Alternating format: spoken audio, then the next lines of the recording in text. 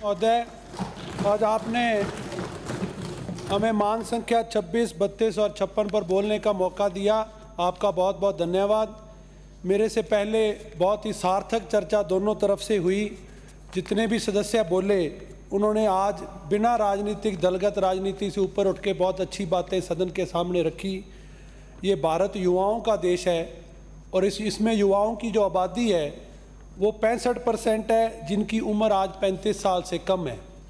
किसी पार्टी का हो सकता है युवा नेता उनके 50 के ऊपर के हों, पर आज 65% जिस देश की आबादी 35 से नीचे है, तो निश्चित तौर पे ये हमारी ड्यूटी बनती है, चाहे वो राजस्थान की सरकार हो, केंद्र की सरकार हो, कि हम युवाओं को किस दिशा में लेके जाना चाहते हैं, हम उनके लिए क्या भविष्य बनाना चाहते हैं, ये देश किस ओर अग्रसर हो, ये चिंता हमारी हर सरकार को होनी चाहिए।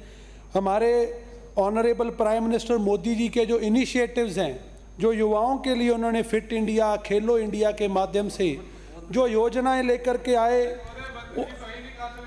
उनका असर आज हमें देश भर में देखने को मिल रहा है। उनका असर देश भर में देखने को मिल रहा है। सरकार के गठन के बाद जो पहला विभाग स्किल डेवलपमेंट का बना, आप सब लोग समझदार हैं, गूगल सर्च कर सकते हैं। लगातार स्किल डेवलपमेंट के काम आने से स्किल डेवलपमेंट के अवसर पैदा हुए और आज जिस तरीके से अनएम्प्लॉयमेंट रेट पिछले 20 साल का कंपेयर करें तो डे बाय डे इंक्रीज हुआ है, डिक्रीज हुआ है। इसमें कोई दो राय नहीं कि अभी भी चुनौती बनी हुई है, पर पिछले 20 साल के आंकड़े उठा करके देखेंगे तो हमने इसको काफ़ी हद तक चुनौती को स्वीकार किया और इसका फ़ायदा हमें मिला है। मुझे खुशी है जो बजट आज युवाओं के लिए दिया गया है, जो युवा नीति बनाई गई है, इसके लिए हमारे माननीय मुख्यमंत्री भजन लाल जी बधाई के पात्र हैं कि आज उन्होंने युवाओं की चिंता की, युवाओं के बारे में सोचा और दिल खोल के उनके बजट में जिस तरीके से स्पोर्ट्स बजट में दुगना बजट दिया गया, मैं उसके लिए उनकी जितनी सराहना करूं वो कम है। महाराणा प्रताप स्पोर्ट्स यूनिवर्सिटी हो और चाहे डिविजनल हेडक्वार्टर पे 50-50 करोड़ के स्पोर्ट्स कॉलेजेस हों, इसका निश्चित तौर पे राजस्थान के युवाओं को फ़ायदा मिलेगा। आज वन डिस्ट्रिक्ट वन स्पोर्ट्स के नाम पर मैं सदन का ध्यान आकर्षित करना चाहता हूं कि कोई स्पोर्ट्स हो, इंडस्ट्री हो, आज हम सब मुद्दों पर चर्चा कर रहे हैं। जितनी भी पॉलिसीज़ बनी हैं वो मेट्रो सिटी ओरिएंटेशन से बनी हैं। सिर्फ और सिर्फ सारा का सारा ध्यान यूनिवर्सिटीज़ हो, स्पोर्ट्स हो, सब फैसिलिटीज़ को राजधानियों तक सीमित रह गया। जिला हेडक्वार्टर, तहसील हेडक्वार्टर और हमारी सरकार ने पंचायत हेडक्वार्टर तक पहुंचने की संकल्प आज इस बजट में लिया है, ये बहुत स्वागत योग्य है। और स्पोर्ट्स लाइफ इंश्योरेंस का जो बजट में घोषणा की गई है कि इंटरनेशनल मेडलिस्ट विनर्स को दिया जाएगा, मैं सभापति महोदय आपके माध्यम से स्पोर्ट्स मिनिस्टर से रिक्वेस्ट करूंगा कि आप सभी नेशनल प्लेयर्स को भी, जो गेम विनर्स हैं, उनको भी इसमें जोड़ा जाए ताकि ज़्यादा से ज़्यादा खिलाड़ियों को इसका फ़ायदा मिले। आज जो नेशनल स्टेट प्लेयर्स हैं उनकी डाइट की चिंता पहले भी की और हमारे मंत्री जी स्पोर्ट्स के जुड़े हुए हैं और इन्होंने देश का नाम रोशन पूरी दुनिया में। स्पोर्ट्स पर ज़रूरतें हैं। मैं अभी हमारे गंगानगर से एक बहुत ही गरीब परिवार का बच्चा टूटे हुए जूते लेकर के उसने नेशनल रिकॉर्ड को मीट किया, उसके बाद सारा शहर जगा और उसकी डाइट और उसके जूतों की चिंता की। मैं ऐसी बहुत सी चीज़ें हैं, वो बच्चे कोचेस पे निर्भर हैं, वो एकेडमीज पे निर्भर हैं, जो बच्चों में टैलेंट है। आज अगर हम सरकार बहुत से पैसे खर्च कर रही है, कोई सरकार सड़क छोटी या बड़ी बन जाएगी, पर उन बच्चों का हमें ध्यान रखना चाहिए, उनकी डाइट का, उनकी फैसिलिटीज़ का, ये हमारा आज फर्ज बनता है। ओपन जिम, प्लेग्राउंड्स की आपने बात कही, जिसका जो एक मुझे वहाँ शंका है, 10,000 पॉपुलेशन वाला आप बैरियर तोड़ के उसको सभी पंचायत मुख्यालय पे कर दीजिए ताकि हर युवा को मौका मिले। 10,000 की आबादी वाले गांव पंचायतें बहुत कम हैं, ज़्यादा से ज़्यादा पंचायतें इसमें जुड़ पाएँ।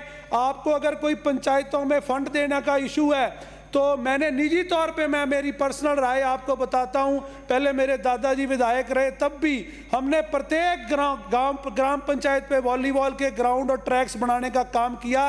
आज भी हमें एमएलए लैड पे भी जितना पैसा मिलेगा वो ज़्यादा से ज़्यादा युवाओं के काम आए, ये हमारा टारगेट हमने लिया है। सरपंचों की मांगे इंटरलॉकिंग टाइल्स दे दीजिए, वो अपनी कमाई की सोचते हैं। मेरा ये मानना है कि हम स्पोर्ट्स के ऊपर, युवाओं के ऊपर एमएलए लैड, एमपी लैड की कोई रेशो सरकार सेट कर दे, हम उसको वहाँ यूटिलाइज कर सकें।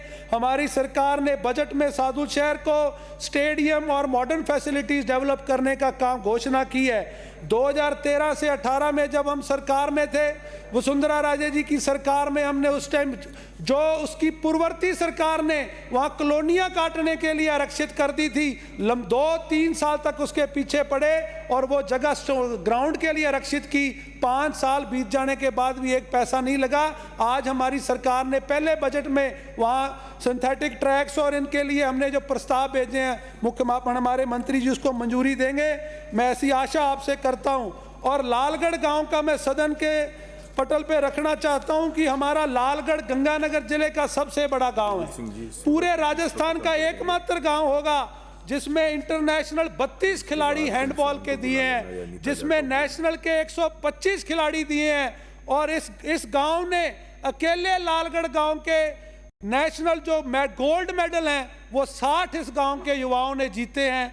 और महाराणा प्रताप अवार्ड 2 एक पर्टिकुलर एक गांव से आए हैं। और हमारी पिछली सरकार ने हैंडबॉल एकेडमी वहां जहां लालगढ़ में बनाई, कांग्रेस की सरकार ने आते ही इनका कोई कुर्सी बचाने के चक्कर में किसी की वोट चाहिए होगा, वो हैंडबॉल की एकेडमी उठा करके जैसलमेर पटक दी। वहाँ ना खिलाड़ी हैं, हमें जैसलमेर से एतराज़ नहीं है, पर आप हमारे लालगढ़ को एकेडमी दोबारा मिले। मैंने क्वेश्चन लगाया, आज भी बजट उसका लालगढ़ एकेडमी के नाम से बोल रहा है, पर हमें एक पैसा उसका लाभ नहीं मिला। तो मैं आज उसी गाँव का, अभी आज से 5 दिन पहले जो जयपुर में अंतर्राष्ट्रीय लेवल पर यहाँ टूर्नामेंट हैंडबॉल का हुआ, वो जो कैप्टन इंडियन टीम को लीड कर रहा था जसप्रीत सिंह, वो भी हमारे लालगढ़ गांव का था। तो मंत्री महोदय दोबारा कृपा करें। और आज जो सरकार ने डी एडिक्शन सेंटर जो 10 जिले को दिए हैं, ये गंगानगर जिला पाकिस्तान और पंजाब की सीमा पर है। पंजाब वो प्रदेश है जिन्होंने सदियों से जितने भी इस देश पर आक्रमण हुए हैं उसको ज़्यादा, सबसे ज़्यादा अगर किसी ने अपनी छाती पे झेले हैं तो वो पंजाब है। आपके पड़ोसी अंतर्राष्ट्रीय सीमा पे होने के नाते ड्रोन के माध्यम से वहाँ नशा घेरते हैं और वहाँ हेरोइन, चिट्टा, एलईडी, ना जाने क्या क्या नाम से नशे बिक रहे हैं। माँ बाप चिंता में हैं, नौजवान पीढ़ी विदेशी ताकतों के हाथ चढ़ के आज वो ड्रग माफिया, जो नारकोटिक्स का जो भय, जो वहाँ पूरा बिजनेस चल रहा है, उसकी जो टर्नओवर आंकी गई है वो तकरीबन 17 से 18 हज़ार करोड़ की है। हमें उन युवाओं को पटरी पे लाना है और उसके लिए मैंने प्रधानमंत्री जी से निवेदन किया। पर्सनली हमें एक बार मोहल्ले का मौका मिला, हमने चिट्ठी लिखी और मुझे खुशी है कि हमारी सरकार ने पहले क्वार्टर में इस पे एक्शन लिया है। चाहे आज anti narcotics special task force हो, चाहे डी एडिक्शन सेंटर्स हों, और चाहे इसके मुहिम जो गंगानगर में हमने छेड़ी, जिस दिन मैं विधायक बना, साधु शहर की जनता की कृपा से अभी तक पिछले 6 महीनों में 260 एनडीपीएस के केस दर्ज हो गए और तो करोड़ों की जो आपकी स्मैक और चिट्टा जो नौजवानों की जिंदगी लील रहा था, आज उनके ऊपर केस किए हैं। 11 फर्जी नशा छड़ाऊ केंद्रों पर जेलों की सलाखों में बंद कर दिया है। 4 सेकेटरी सेंटर्स को बंद कर दिया है। मेडिकल स्टोर्स की जांच हो रही है। मैं इसके लिए सरकार का और प्रशासन का धन्यवाद करता हूं। इनकी कोई राजनीतिक मजबूरी रही होगी, अपने एमएलए को बचा के रखना था।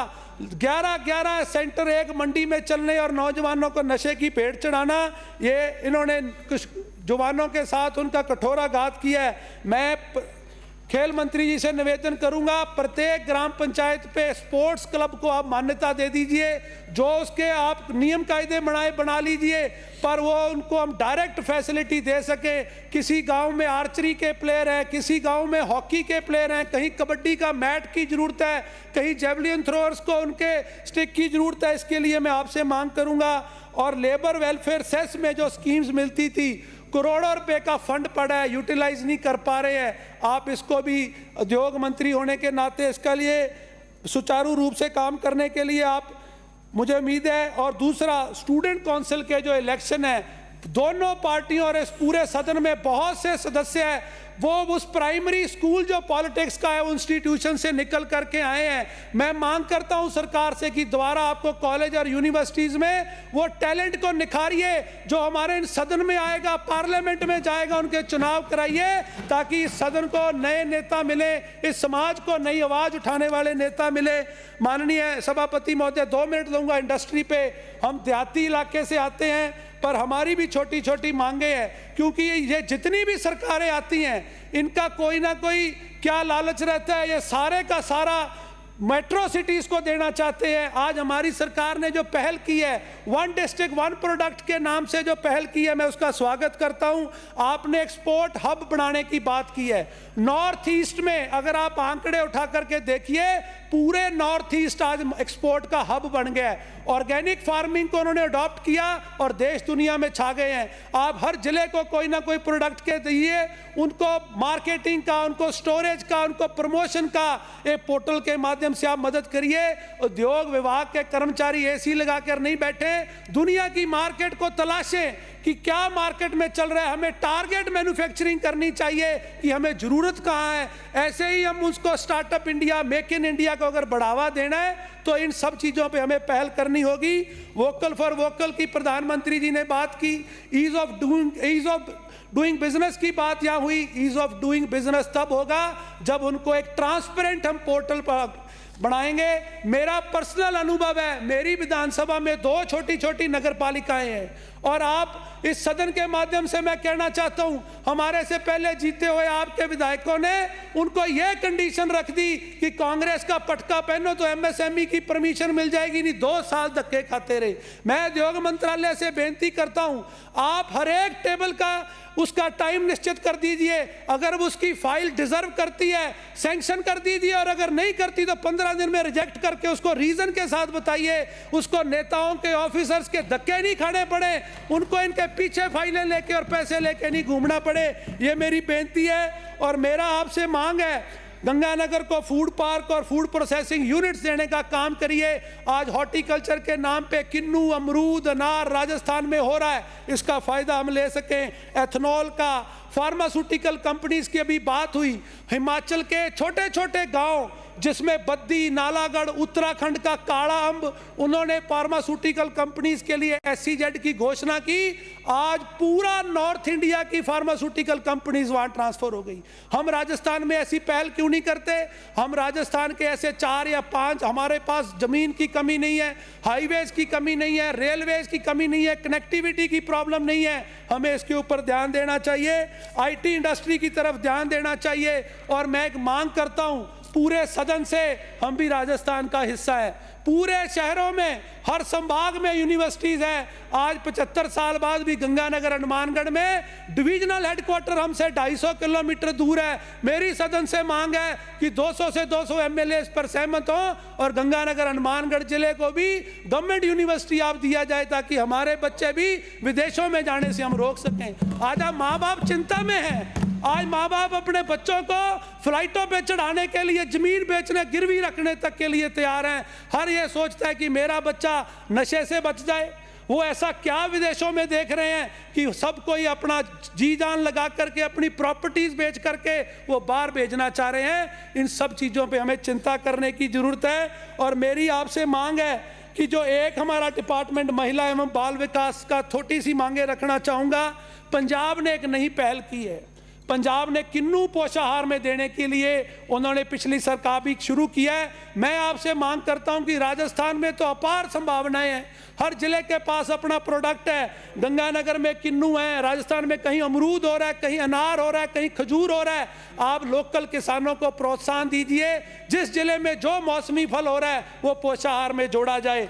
और मैं बेनती करूंगा, राज्य में हमारे सादुल शहर में अभी तक आपके महिला बाल विकास का खुद का स्थानीय न जगह है न कार्यालय है। और इसके अलावा राज्य में आंगनबाड़ी केंद्रों के पोषाहार वितरण का काम बीजेपी की सरकार ने SSG के माध्यम से होता था, जो पिछली सरकार ने सेंट्रलाइज करके कुछ चंद कंपनियों को फायदा दे दिया। मान्यवर, लोकल लोगों को प्रोत्साहन दीजिए, स्टार्टअप्स बनाइए, नए युवा आगे आए, उनसे आप माल खरीदिए, युवाओं को नौकरी मिलेगी, उनके जेब में जो 4 पैसे जाएंगे, अच्छा अनाज सही समय पर मिले। इतना ही कहते हुए आप सब आपने आप सुना, आपने मौका दिया, बहुत बहुत धन्यवाद। जय हिंद।